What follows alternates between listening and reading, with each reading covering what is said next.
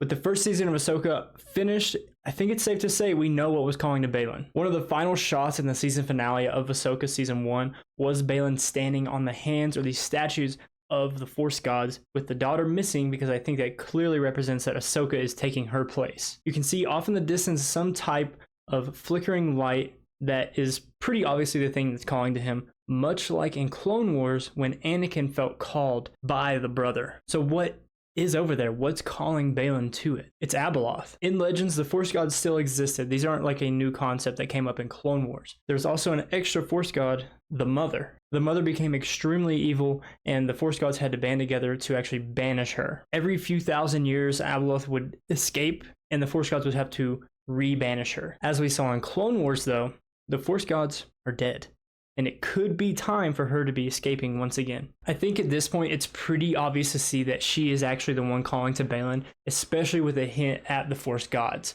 Somebody has to take their place to banish her once again, and I think Ahsoka's already locked into that position, but now we need somebody equivalent to the Father and the Son. It kind of looks like Dave Filoni set up Baylan and Shin as those replacements. I do think this is just a misdirection. I think Shin might actually take the place of the Son, but I think Baylan is going to die to Abeloth, mostly because, you know, Ray Stevenson.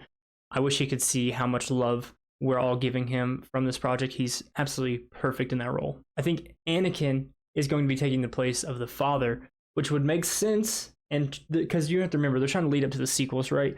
And if they don't make it make sense that Anakin wasn't actually there, now that we've seen that Force ghosts can actually interact with the real world, they have to make it make sense that Anakin wasn't there to help. It would make sense if Anakin was busy being the Father, the balance between the light side and the dark side, and stopping Abeloth. This seems to be the most popular and like forefront of all the theories running around about what was actually calling to Baylan, since we don't actually get a solid look at it. But I think it's pretty obvious that's who it is. I don't really see any other reason that they would tease the Force gods like they did in this show. Although this is likely the last time we see Hayden Christensen as Anakin, I don't really think Anakin's story is finished being told. In Clone Wars, the Father told Anakin he is the chosen one, he is going to bring balance to the Force, which we thought he did in Return of the Jedi. But apparently he didn't, because somehow Palpatine returned. My new running theory is that maybe that's not exactly what it means to bring balance to the Force. Maybe he was meant to take the Father's place. Maybe he was meant to lead Ahsoka and some other person that represents the dark side to take out Abeloth. I'm not really sure what Dave Filoni is going to do with this and how soon they're going to announce the season 2 of Ahsoka, because it's pretty obvious they have to, but we'll see. If you enjoyed this video, make sure you subscribe, drop a like, and make sure you turn on notifications so you never miss another video. I appreciate you guys for watching so much. Thank you. See you in the next one. Peace.